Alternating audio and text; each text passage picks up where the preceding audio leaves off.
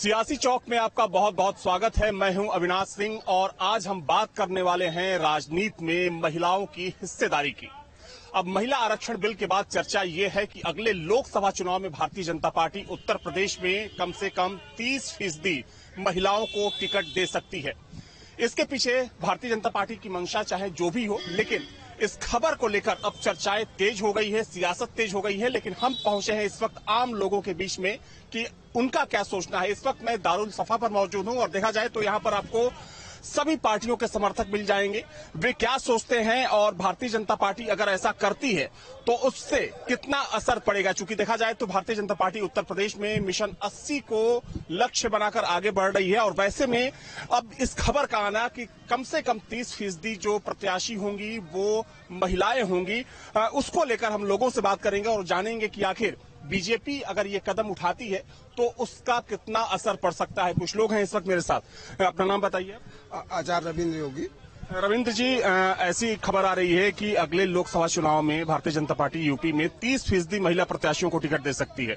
अगर ऐसा होता है तो आपको क्या लगता है कि कितना प्रभाव पड़ेगा? हाँ, तो इसीलिए तो महिलाओं को हमेशा वंचित रखा गया, तो इसलिए भारतीय जनता पार्टी ने उनका वो किया, वो उनका आरक्षण देने के लिए अपना वो लोकसभा में प्रस्ताव लाई और 30 अभी पास नहीं हुआ, लेकिन 30% हम भारतीय जनता पार्टी इस चुनाव में, लोकसभा चुनाव में 30% महिलाओं को देगी और अच्छी चीज है। कम से कम महिलाओं को आगे बढ़ाना चाहिए। कम से कम महिलाएं भी, हमारे 45-46% तो महिलाएं भी हैं पुरुषों के, तो उनको भी उतनी ही भागीदारी मिलनी चाहिए। इसमें परेशानी क्या, इसमें तो होना चाहिए। बहुत अच्छा स्वागत योग्य कार्य। भाजपा ऐसा करते हैं तो ये प्रशंसनीय। इसका लाभ भाजपा को पूरा मिलेगा, महिलाओं का इसका लाभ पूरा मिलेगा। इसका भी मिलेगा, ट्रिपल तलाक का भी मिलेगा। सब चीज का जो महिलाओं के हक में किए सारे, इसी बेस पे तो सरकार बनेगी। सरकार इसी बेस पे बनेगी। 2024 में पुनः नरेंद्र मोदी जी भारत के तीसरी बार प्रधानमंत्री बनेंगे और सुचारू रूप से सरकार को चलाएंगे और जो व्यवस्थाएं बिगड़ी हैं उनको सही किया जाएगा। क्योंकि बहुत ज्यादा ही बिगड़ा हुआ देश था और धीरे धीरे वो उस पे आ रहा है और योजनाएं हो रही, लेकिन हाँ कुछ अभी कमियां हैं, उनको सुधारा जा रहा है, सुधारा जाएगा। अपना नाम बता दीजिए। सतपाल सिंह छाबड़ा। सतपाल जी, जो नारी शक्ति वंदन अधिनियम भाजपा लेकर आई है, उसके बाद अब ऐसी चर्चा है कि अगले चुनाव में यूपी में भारतीय जनता पार्टी 30% महिला प्रत्याशियों को चुनावी मैदान में उतार सकती है। इसको किस तरीके से देखते हैं अगर ऐसा होता है? चूंकि बीजेपी के जो नेता हैं वो भी बोल रहे हैं कि आधी आबादी की भागीदारी बहुत जरूरी है। उठाया पहाड़ के नीचे ऊँट आ गया, मोदी आ गया, ऊँट है वो, आ गया पहाड़ के नीचे।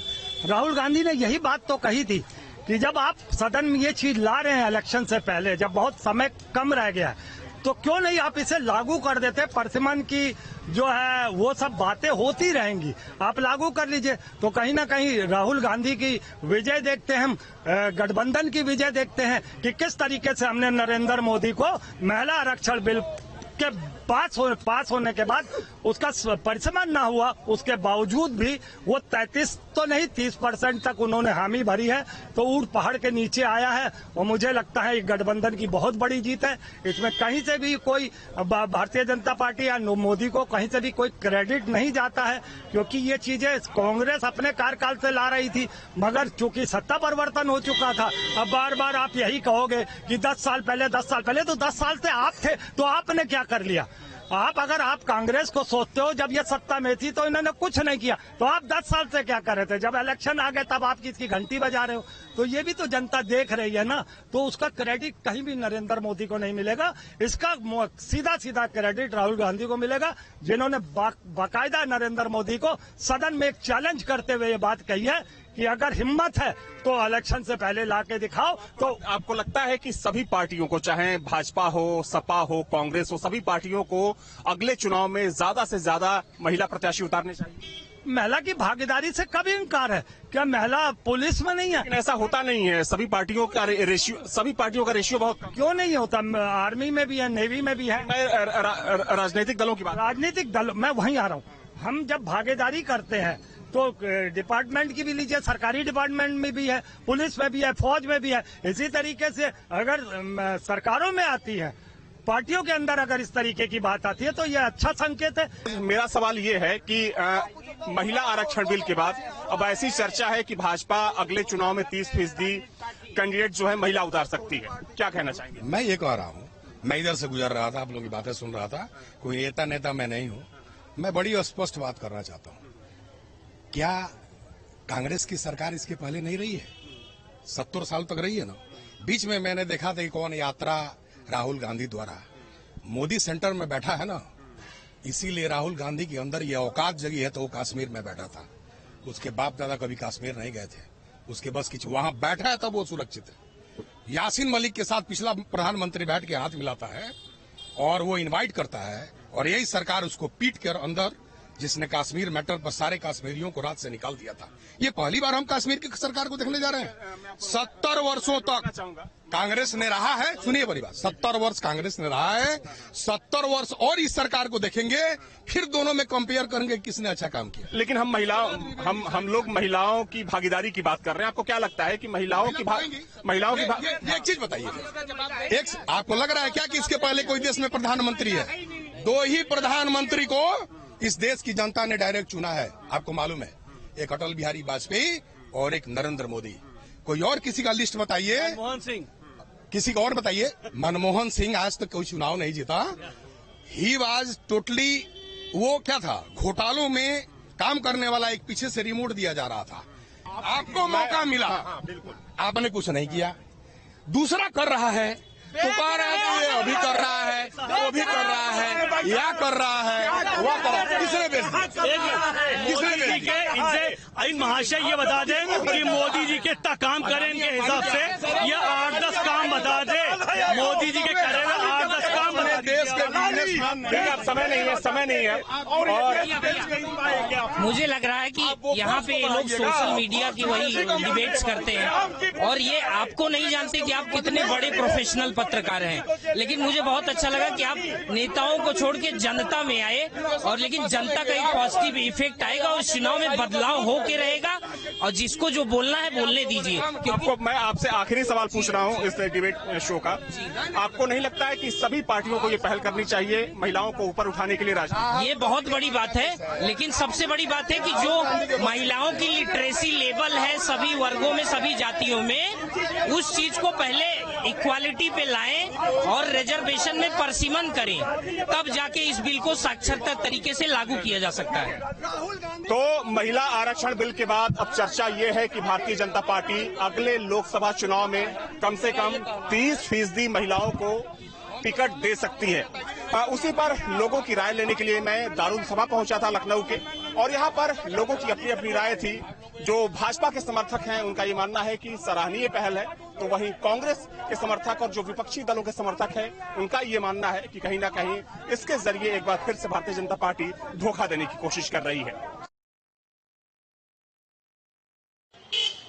लोकसभा चुनाव से पहले महिलाओं को लोकसभा, राज्यों की विधानसभाओं और राज्यसभा में 33% आरक्षण देने का मुद्दा जोर शोर से चल रहा है। ऐसे में अब बात ये हो रही है कि विधानसभा चुनावों में जो प्रस्तावित हैं, ऐसे में तमाम पार्टियां महिलाओं को आरक्षण दे सकती हैं। लोकसभा चुनाव में भी बीजेपी 20 से 30% महिलाओं को टिकट दे सकती है। ऐसे में तमाम तरीके की संभावनाएं हैं। कानपुर में लोग हैं, अब उनसे बात करते हैं और जानने का प्रयास करते हैं कि महिलाओं का इससे कितना हित होने वाला है। ये बताइए, जिस तरीके से बात की जा रही है कि जो विधानसभा में चुनाव हो रहे हैं मध्य प्रदेश में, इसके अलावा लोकसभा चुनाव जो होने हैं पूरे देश में, तो उत्तर प्रदेश की 80 सीटों में तमाम सीटों पर महिलाओं को तरजीह दी जा सकती है। किस तरीके से देखते हैं इसे आप?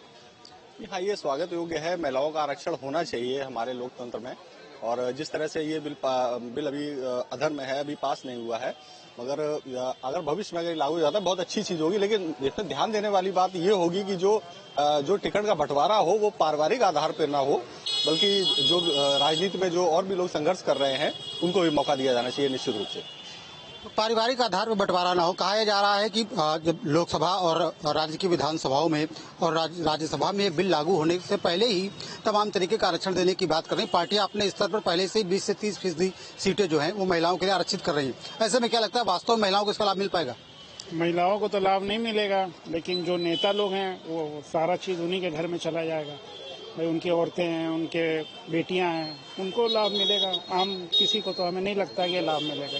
आम कार्यकर्ताओं को लाभ नहीं मिलेगा? किसी को ना, हमें नहीं लगता लाभ मिलेगा। नहीं। आपको क्या लगता है, इससे आम कार्यकर्ता, जो आम महिला कार्यकर्ता है, उनको लाभ मिलेगा या फिर एक बार फिर से वही वो जो नेता हैं उनके घर की बेटियां, उन्हीं के घर की महिलाएं लोकसभा विधानसभा में पहुंचेंगी इससे? भाई जितना इन्होंने जो लागू किया है ये तो सारा चीज इन्हीं को एडवांटेज मिलेगा। भाई नेता की बेटी लड़ेगी, नेता की बीवी लड़ेगी, जो इससे जुड़े हुए हैं वही लड़ेंगे, दूसरा नहीं मिलने वाला है। पर 33% इन्होंने पास किया है और 27% जो भी परसेंट पास किया है वो क्या नाम है उनके उन्हीं के लोगों के लिए ही ये सफिशिएंट है, बाकी किसी को मिलना नहीं है। इसलिए महिला आरक्षण बिल लागू होने से पहले ही तमाम पार्टियां आरक्षण दे रही हैं, अपने स्तर पर आरक्षण दे रही है। सपा की बात की जाए, सपा मध्य प्रदेश चुनाव में महिलाओं को आरक्षण देने की बात कह रही है। वहीं ऐसी संभावना जताई जा रही है कि लोकसभा चुनाव में भी बीजेपी बड़े पैमाने पर महिलाओं को आरक्षण देगी, यानी महिलाओं की संख्या बढ़ाएगी। क्या वास्तविक लाभ महिलाओं को मिलेगा? देखिए, मुझे लगता है कि ये सब एक शिगुफा मात्र है। अभी मोदी जी ने लोकसभा में बिल पेश किया, लेकिन बता दिया सेंसस होने के बाद होगा ये, यानी कि 2029। अरे 2024 में जब आप रहोगे तब 2029 में कर पाओगे ना। और कांग्रेस तो 2014 में ला रही थी ये बिल, आप ही लोग विरोध कर रहे थे, सपा विरोध कर रही थी। आज अगर सपा दे रही है महिलाओं को तो ये बात गले से नहीं उतर रही है किसी के भी। दूसरी बात, लड़की हूँ लड़ सकती हूँ एक प्रोजेक्ट लाई थी कांग्रेस पार्टी। मेरे को लगता है उस तर्ज पे घरों से महिलाओं को निकालना चाहिए और महिलाओं को टिकट देना चाहिए, ना कि बड़े लोग, उद्योगपतियों, नेताओं की पत्नियों को और बेटियों को टिकट देना चाहिए। नहीं, आरक्षण तो बाद में लागू होगा, लेकिन पार्टियों ने अपने स्तर पर पहले से ही देना शुरू कर दिया। मतलब कहीं ना कहीं ये जो आरक्षण आने वाला है उसको लेकर श्रेय लेने की होड़ मची है। नहीं, श्रेय लेने की होड़ जरूर मचेगी, लेकिन मैं आपसे ये कहना चाहता हूँ कि जैसे सपा है, आप बता रहे हो मध्य प्रदेश में देने कह रही, जहाँ वो 0 है वहाँ महिलाओं को दे दें। यूपी में देना, यूपी में दे महिलाओं को टिकट, क्यों नहीं देते? वो वहाँ देंगे जहाँ पर वो 0 है, जहाँ उनको एक सीट नहीं मिलती तो महिलाओं को दे दें, पुरुष को दे दें, किसी को दे दें, उससे क्या मतलब है? जहाँ वो है ही नहीं वहाँ दे दें जाके। कुल मिलाकर के उसको लेकर के मतलब शिगुफा है, शिगुफेबाजी मानते हैं आप इसे? बिल्कुल 100% शिगुफेबाजी है। ईमानदारी से इसके प्रयास होने चाहिए और मुझे नहीं लगता कि कोई दल, विशेष तौर पे भाजपा हो या सपा हो, ये महिलाओं के प्रति जरा भी सीरियस है। बिल्कुल सीरियस नहीं है। और लोग हैं, उनसे बात कर लेते हैं। ये बताइए, जिस तरीके से महिलाओं को आरक्षण देने की बात कही जा रही है और ये आरक्षण लागू हो इससे पहले ही जो तमाम सियासी पार्टियां हैं उन्होंने अपने स्तर पर आरक्षण देना शुरू भी कर दिया है। कहा जा रहा है लोकसभा चुनाव में बीजेपी 20 से 30% महिलाओं को टिकट दे सकती है। क्या लगता है आपको? ये सब राजनीतिक दलों के लोगों की बेईमानी है। अगर ईमानदारी से उन्हें देना है तो पहले वो संगठन में 33% जो है पदाधिकारी बना करके दे, और उसके बाद जो है जो विधानसभा लोकसभा होने जा रहा है तो आरक्षण केंद्र सरकार लागू करे या न करे, दल अपने यहाँ 33% महिलाओं को आरक्षण दे करके उनके भागीदारी को सुनिश्चित करे। लेकिन कल ही तो है जो सपा है, भाजपा है, अब ये लोग कह रहे हैं कि ज्यादा महिलाओं को टिकट देंगे इस बार। अभी आप जो है देखिए, जब चुनाव आएगा तो चुनाव में देखिए वो देते भी हैं कि नहीं देते हैं, चूंकि इनके ऊपर विश्वास नहीं किया जा सकता है। जैसे कांग्रेस ने कहा था कि हम 9% आरक्षण देंगे मुसलमानों को। अखिलेश यादव जब 17 में आए, 12 में आए तो उन्होंने कहा कि मैं 18% दूंगा। तो ये सब लालीपॉप दोनों तरफ से दिखाई दिया जा रहा है और जनता को भ्रमित करने का प्रयास किया जा रहा है। मैम, ये बताइए, जिस तरीके से महिला आरक्षण बिल लोकसभा में पेश किया गया, अब इसके बाद अब तमाम पार्टियां अपने स्तर पर अपनी पार्टी में आरक्षण बढ़ाने की कोशिश कर रही हैं। क्या लगता है कितना लाभ आप लोगों को मिलेगा इससे? अगर महिला बिल पास हो गया तो इससे अच्छी और बात कुछ नहीं हो सकती, क्योंकि हम लोगों को बिल्कुल आजादी मिलेगी। हम लोग 33% अगर बिल पास हो जाता है तो हम लोग पार्लियामेंट में हैं, हर जगह हम चुनाव लड़ सकते हैं, हर जगह हम अपनी काबिलियत को दिखा सकते हैं। तो महिला बिल पास होना हमारे लिए बड़े अच्छी बात है, गौरव की बात है। हमारे जितनी महिलाएं सभी के लिए बहुत अच्छा रास्ता खुल रहा है। ये बताइए, सपा और बीजेपी दोनों ही लोग महिलाओं की संख्या बढ़ाने की बात कह रहे हैं। मध्य प्रदेश चुनाव में सपा ज्यादा महिलाओं को टिकट दे रही है, ऐसी उम्मीद जताई जा रही है कि लोकसभा चुनाव में बीजेपी भी ज्यादा महिलाओं को टिकट देगी। ऐसे में क्या लगता है, आम कार्यकर्ताओं को इसका फायदा मिलेगा या नेताओं की पत्नियों, उनकी बेटियों को फायदा मिलेगा? लगता तो ऐसा ही है कि महिलाओं को फायदा मिलना चाहिए।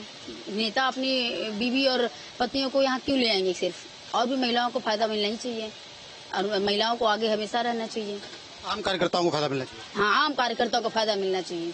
बस जितने भी सामाजिक लोग हैं, हर महिलाओं को आगे बढ़ना चाहिए।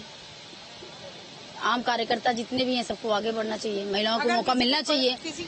किसी की पत्नी अगर कार्य क्षेत्र में आगे काम कर रही है, अगर वो सड़क पे उतर के काम कर रही है तो उसको भी मिलना चाहिए। ऐसा नहीं है कि महिलाओं को, महिला चाहे कोई भी हो, घरेलू हो चाहे काम करने वाली हो, कार्यकर्ता हो, वो सभी को आरक्षण अगर मिल रहा है और वो चुनाव लड़ना चाहती है तो उसको आगे बढ़ने का मौका मिलना चाहिए। जो आम कार्यकर्ता है उसे आगे आना चाहिए या फिर जो नेता जिनको टिकट नहीं मिल पाया उनकी जगह पे जो तमाम दूसरी महिलाएं हैं, उनके घर की महिलाएं हैं, उनको टिकट मिल जाए उसकी जगह पे? नहीं, आम महिलाओं को ये चीजें तो वैसे भी उनको फायदा मिल जाता है। जब ये महिला टिकट आती है और उसमें से कोई पुरुष नेता होता है तो वो तो वैसे भी अपनी पत्नियों को ही टिकट दिलाने की कोशिश करता है, लेकिन आरक्षण जो आएगा महिला के लिए वो तो आम महिलाओं के लिए आएगा। आम महिलाओं को इसका फायदा मिलना चाहिए। दूसरी बात यह है कि संगठन में जो ऐसी महिलाएं हैं जो लगातार काम कर रही हैं उनको फायदा मिलना चाहिए। कुछ और लोग हैं, उनसे बात कर लेते हैं। ये बताइए कि जिस तरीके से पार्टियां अपने स्तर पर महिलाओं को आरक्षण दे रही है तमाम चुनावों में, इससे कितनी तस्वीर बदलने वाली है? तस्वीर कहाँ बदलने वाली है? तस्वीर देखिए ना, कचहरी चौराहे पे आप खड़े हैं, यहाँ इस समय इतनी भीड़ हुआ करती थी। ये तो मुद्दे से भटकाने वाला एक बिल लेके माननीय प्रधानमंत्री जी आए हैं कि जनता को मुद्दे से भटकाया जाए, और प्रधानमंत्री जी की उम्मीद नहीं थी कि विपक्ष इतना समर्थन कर देगा। अगर उनको ये पता होता विपक्ष इतनी पूरी तरह से समर्थन करेगा तो प्रधानमंत्री जी बिल लेके कभी ना आते। ये कोरा उनका झूठा है और बकवास बिल है। ये पासा उल्टा पड़ गया उनका, बिल्कुल पासा उल्टा पड़ गया। अगर मोदी जी को पता होता कि ये विपक्ष पूरा समर्थन करेगा इस बिल का तो मोदी जी इसको कभी न लाते। ये मुद्दे से भटकाने वाला बिल है, महिलाओं को लालीपॉप देने वाला बिल है। यही वजह है कि बिल पास होने से पहले लोकसभा चुनाव में 20 से 30% आरक्षण देने की बात कही जा रही है। अब भाई अब चुनाव आ रहा, तरह तरह के सब लोग लुभाने किए जाते हैं, सब किया जाता है। 2 सिलेंडर देने का होली दिवाली योगी सरकार ने कहा था, दिए क्या? 1.5 साल से ज्यादा चुनाव के हो गए। ऐसे जिन्हें कितनी लॉलीपॉप जनता को दिए जाते हैं, कुछ आता है धरातल पे नहीं आता है। तो लोगों को इस बात को लेकर के संशय है कि वास्तव में उनको इस योजना का महिलाओं को लाभ मिलेगा या नहीं मिलेगा, या फिर नेताओं की पत्नियों, उनकी बेटियों को इस योजना का लाभ मिलेगा। क्योंकि अभी इस बिल को पास नहीं किया गया है, लेकिन तमाम सियासी पार्टियां इसका फायदा लेने के लिए, क्योंकि भविष्य में ये बिल पास होगा, इसका फायदा लेने के लिए पहले से ही दिखाना चाहती हैं कि वो अपनी पार्टियों में महिलाओं को टिकट दे रहे हैं। ऐसे में उम्मीद ये भी जताई जा रही है कि उत्तर प्रदेश की 80 लोकसभा सीटों में आपको 20 से 30% महिला के लिए आरक्षित सीटें दिख सकती हैं। बताया जा रहा है कि तमाम ऐसी सीटें जो बीजेपी नेताओं के लिए कमजोर मानी जा रही हैं, वहां पर वे महिला प्रत्याशी उतार सकते हैं। वीडियो जर्नलिस्ट पांडे के साथ श्याम तिवारी, न्यूज स्टेट कानपुर।